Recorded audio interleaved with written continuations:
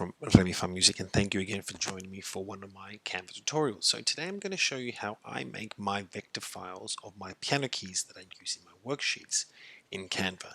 So it's quite easy and straightforward, and the great thing about vector files is that you can actually resize them without losing a quality or distorting the image, especially if you want to save your file as a PDF. Yeah, we've all been there. We save a PDF. When we open the PDF, images are blurry, or we have blurry elements, and we do not want that to look professional. We want to make sure that everything's nice, crisp, and clear. So this is how I do it, and I add these into my worksheets. So it's very simple. All we need to do is we go to Elements, okay, and we are going to go to the Shapes and select the square with the rounded corners, like such. Now I select this element because sometimes I need to highlight a key, and the best way to do that is by changing the inside color. So for now, let's just change this to white and the outer one to black. Done. So that's my first of my white keys. Now I want to find a grid so I can lock it in. Let's find something we can lock it into.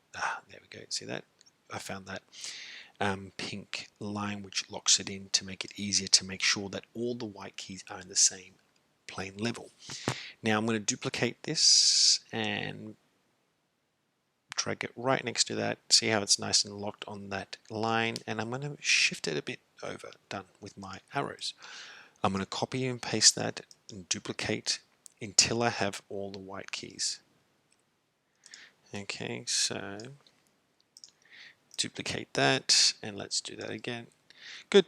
Now I have my white keys. So the next step would be to create the black key.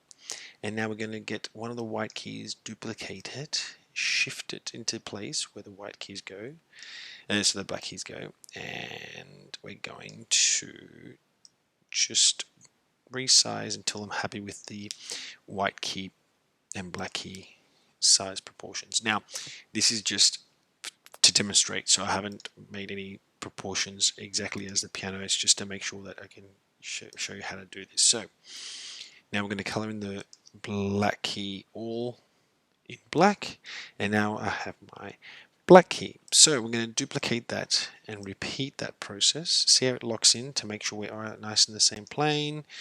Keep going until I have all the keys. Duplicate, duplicate, done. So now we have the 7 white keys and 5 black keys. Now there's many things you can do with this. You can select all the elements, resize and copy and paste directly into your Canva worksheets.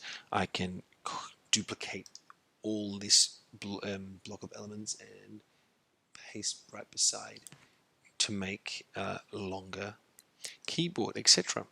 So what I was telling you before is that if I want to highlight a key, let's say I want to mention C or highlight a chord, for example, I can just change the inside to red. See that? And then I can just show a chord and demonstrate a few notes and highlight them. That's why I selected the element I did.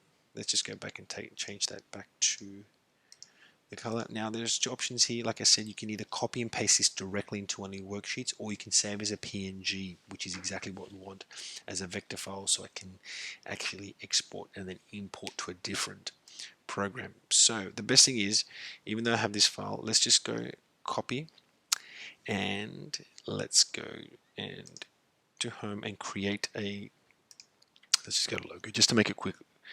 You can resize it accordingly, but I'm going to copy and paste the group of elements into this element here. You can resize it so it just fits nice and neat. So if we just have this, let's resize. I have the Pro version, so unless you have the Pro version, you might have issues there. Okay. I love when we get these notifications. I should turn them off.